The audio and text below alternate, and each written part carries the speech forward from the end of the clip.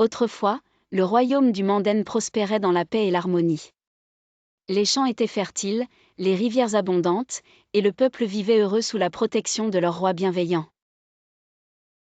Villageois, fermiers et enfants jouaient dans les champs, ignorant la menace qui se profilait à l'horizon. Mais une ombre s'éleva, menaçant de briser cette paix. Sumoro Kante, le roi sorcier de Soso, avide de pouvoir, avançait avec ses légions de créatures mystiques et de guerriers assoiffés de sang. Les villageois chuchotaient avec terreur, « C'est lui.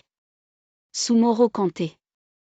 Il vient pour nous. » Le village fut attaqué. Des guerriers du Soso brûlaient les maisons et capturaient des villageois.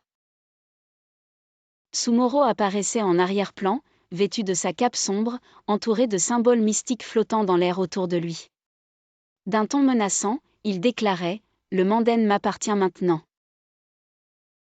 Pliez le genou, ou subissez mon courroux. » Tremblant de peur, les villageois se mettaient à genoux. Dans le palais royal, le roi Naremagan consultait les anciens. Tenant un bâton d'or, son visage exprimait la tristesse. Nos terres sont envahies par le mal, mais une prophétie annonce l'arrivée d'un sauveur. Mon fils, il est destiné à libérer le Manden. Un ancien acquiesça, oui, roi Magan.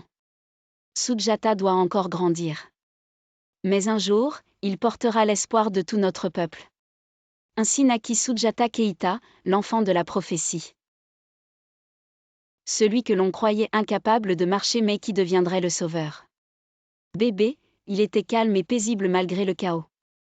Quelques années plus tard, Sujata, âgé de 7 ans, tentait de se tenir debout. Moqué par les autres enfants.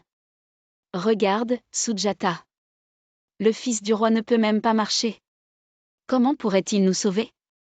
Bien que humilié, Sujata gardait en lui une force cachée. Sumoro, installé dans le palais, chassait Sogolon et Sujata.